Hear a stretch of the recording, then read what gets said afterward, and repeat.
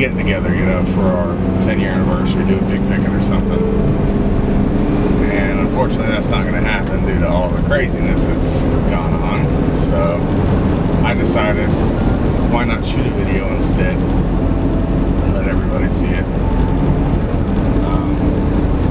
So it's been 10 years. It's crazy. A decade, a whole decade, me and you've been together. It's been amazing, to say the least. I love you more and more every day. It's been bliss. I know a lot of people can't say that, but for me, I'm a lucky guy. I remember giving you that promise ring on the boardwalk in Wilmington, downtown Wilmington. We went and ate at Elijah's, and then we walked on the boardwalk, and I gave you a promise ring, and then I read you a little poem. I'm sure it was super cheesy. I can't quite remember it. I don't have it anymore, unfortunately, but that's probably for the best. But cheesy or not, it won you over, and that's a victory that I've been cherishing for many, many years. 10, actually a little more than 10. But I'm looking forward to seeing where we go from here. You know, what the future holds for us. We've been through, you know, a few things, but nothing major. We don't really argue much. We get along pretty well. You seem to deal with all my dorkiness quite well. It's not easy living with a fully grown man-child. Somehow you manage to. So, I guess what I'm going to do is just kind of go through all the things that I love about you and things that make you special to me. And I think what I'll call the video is Reasons I Love You. So hopefully I can make it through without tearing up like a baby, but I don't know, we'll see. And anyways, that's it. Let's get started.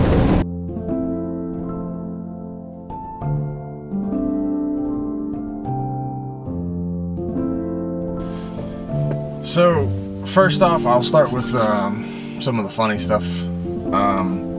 We're going to talk about your Nicky Nackies.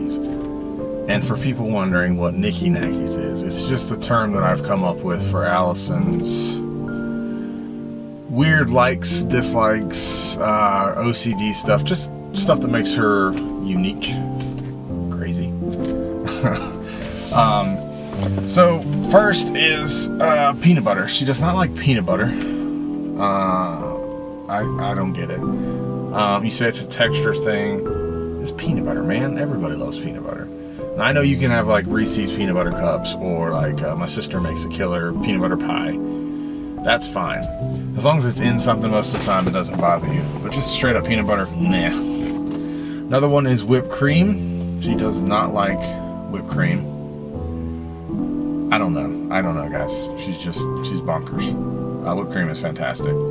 And I think now you're so tired of telling places to hold the whipped cream and then they don't do it. So now you just kind of just suck it up and eat it anyways. So maybe you're getting used to it.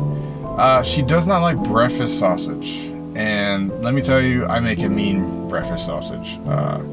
Ever since I started hunting and kind of processing my own meat, I've got a couple good, well, several really, really good recipes, and she doesn't like sausage, so it kind of breaks my heart a little bit, but everybody else loves it. She's just weird. She likes smoked sausage. That's about it. What else is there? She does this thing. Okay, so like if we go out to a restaurant, she gets a burger or a sandwich that has cheese on it. No big deal. She'll eat it as it comes. But if you're at the house and you're making dinner, whether it be burgers or any kind of sandwiches, if the sandwich has mayo and cheese on it, the cheese has to be touching the mayo. It has to be. She claims it makes it more creamy. The cheese, I guess. I don't know. That's just strange. Laundry. Alright, so I'm the type of guy, I'll just fold stuff super quick, stuff it in a drawer. Typical guy. But towels in particular, you know, I'll just fold them super quick, throw them on the shelf. She will go behind me, unfold what I have folded, and then refold it into her, I think she calls it a trifold. I don't know, it just seems like extra work, but that's something she does. And also socks. The way I fold socks, I just kind of tuck them into each other, throw them in the drawer. She will take them all back out and then refold them. So I guess I should be grateful, but God, it's a little crazy. She is very, very cold-natured, and I am the complete opposite. So yeah, sometimes we'll argue over the thermostat. And I guess that's not super crazy. I guess a lot of people do that, but that's just one of her things. Like I enjoy the fan being on and the AC, you know, full blast. That way, if I need to cover, I can, you know, cover up. Another one. This is a weird one. Volume. Particularly volumes that use numbers, which is most of them. Some of them use like little bars that go up incrementally as you turn up the volume. But if it's number based, which most are, it has to be a number that ends in either 0 or 5. Or if it's a, you know, double digit number, if those numbers add up to a number that ends in 0 or 5, it's okay. So like, say volume 13. No, cannot have volume 13 because it doesn't end in 0 or 5, and 1 and 3 add up to 4. But 19, sure. 1 and 9 adds up to 10. That ends in a 0. 5, 10, 15, 20, all those are fine. It's psychotic. I don't get it, and it's just weird because some songs I try to find the perfect volume for. No, if it's like 24, no, that doesn't add up right. So that kind of rolls over into the thermostat on the air conditioner too. She's not as crazy with that per se, but it's really just the volume of the cars. I don't know. I don't get it. It's just one of her many things that makes her unique, crazy. But yeah, I love you.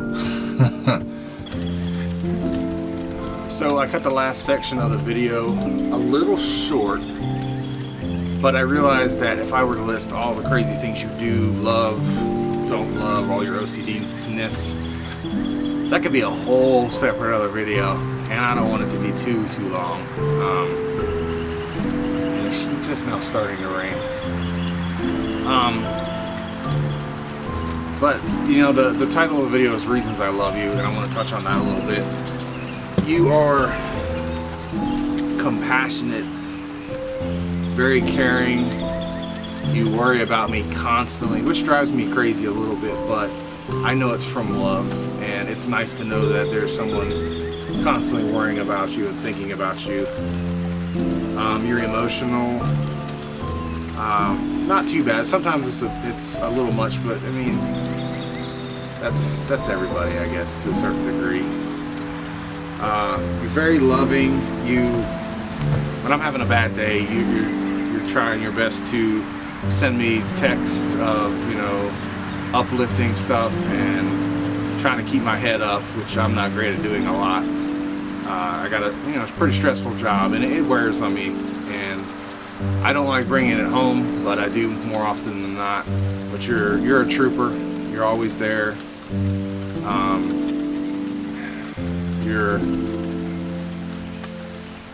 You're great with a lot of people. You have tons of people that love you, that care for you.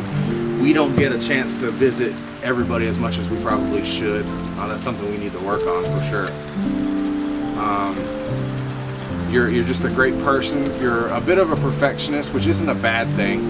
I just think you maybe critique your own work a little bit too much, because a lot of the stuff you do is really great, whether you think so or not.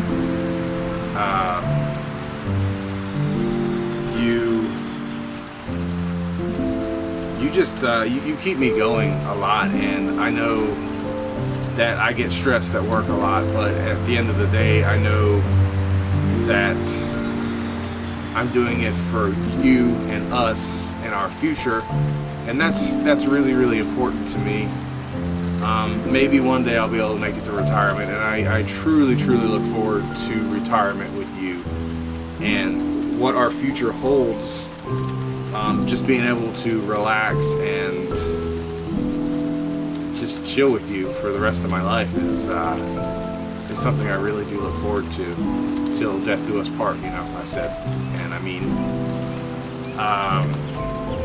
you're really, really tough. You've been through a lot, and I won't list all the things you've been through, but just a few. Your dad got into a really bad accident one time, and that was rough. And your dad then got cancer. He did beat it because he's like basically a superhero. He's a tough dude. That was really tough on you. You lost your mother. That was hard. And you know, there's several other things that went on with your family too that were tough. You're just, God, you're incredible. Me, I know I may look big and tough and stuff, but I'm a big teddy bear, man, and I don't know that I could have dealt with the stuff that you have the way you have. I probably would have just crawled up in a ball and cried like a big baby. But and then most recently, well, it's been a year and a half ago. I don't even remember how long it's been. Hurricane Florence came and basically kicked our ass pretty good. That's kind of why I'm here at the old house. We didn't think we were gonna flood because we had heard, you know, all the hurricanes we weren't here for never came into the house. So we felt pretty good. But you know, then they just kept saying the water's gonna rise, the water's gonna rise, and then sure enough, we did flood. And without me getting into the situation with the house and everything, we weren't able to have actual homeowners insurance, and you know, we lost almost everything, and that was heartbreaking. And I know I've been really tough to get along with when it comes to this place. I'd rather just, you know, see it burn down at this point. I know we put a ton of money into this place, blood, sweat, and tears. It was our home, you know, and it's a family property. It's been in your family forever, so I get the sentimental attachment to it. And maybe one day we will rebuild it. That would be pretty awesome. But you know, staying with my parents has been kind of eye-opening for me and probably for you. But because of all this, we now own almost 11 acres of land out in the country. It's beautiful. I can hunt in my own backyard. I can have like a small farm, which is odd. You know, that's something that I want now. I would have never thought that when I was younger. But I genuinely look forward to building our dream home, our forever home, and living, you know, the rest of my life with you there. So while this sucked and really hit us hard, I feel like we are way, way stronger now and actually doing pretty damn good. You've got a new job, doing something that you are actually really good at, and it seems like the team you work with is more of a family than, you know, co-workers, and that makes me so ridiculously happy. It's not even funny because, you know, I don't love my job. You know, to be honest, I hate it. But there's no reason for both of us to be miserable at work. So knowing that you have a job that's kind of enjoyable with people that you enjoy, that you are looking forward to, you know, making it a career and staying there till retirement is just, it fills me with joy to know that maybe that's going to be the last job you ever have to have. And I really hope that's the case. So that's just another thing to look forward to. But just to wrap it up, I love you so much. I love you with every fiber of my being, every ounce of my soul, and every other cliche romantic saying you can think of, it applies. But real quick, I'm going to run inside, show everybody the house, because not many people have seen the inside of the house, what it looks like. It doesn't look bad on the outside, but it's pretty shitty on the inside. We'll go in there. I've already got the door unlocked.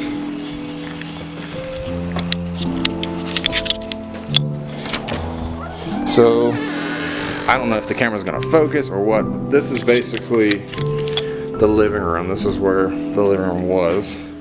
Through that wall that's non-existent was our bedroom. And then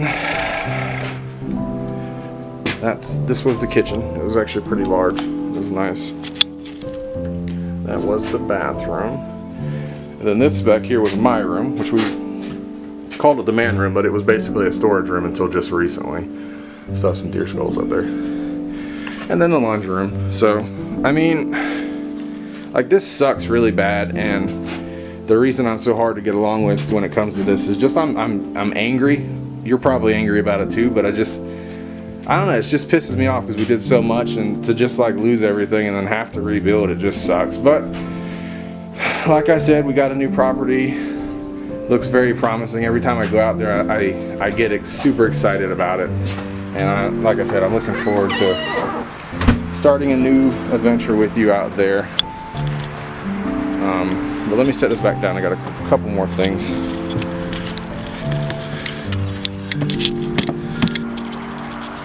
Alright, I'm going to end this with a couple of quotes. The first one's pretty cliche, but it's certainly applicable, and a lot of people use it at their wedding ceremonies, but I love it. So it is, I love you not only for what you are, but for what I am when I am with you.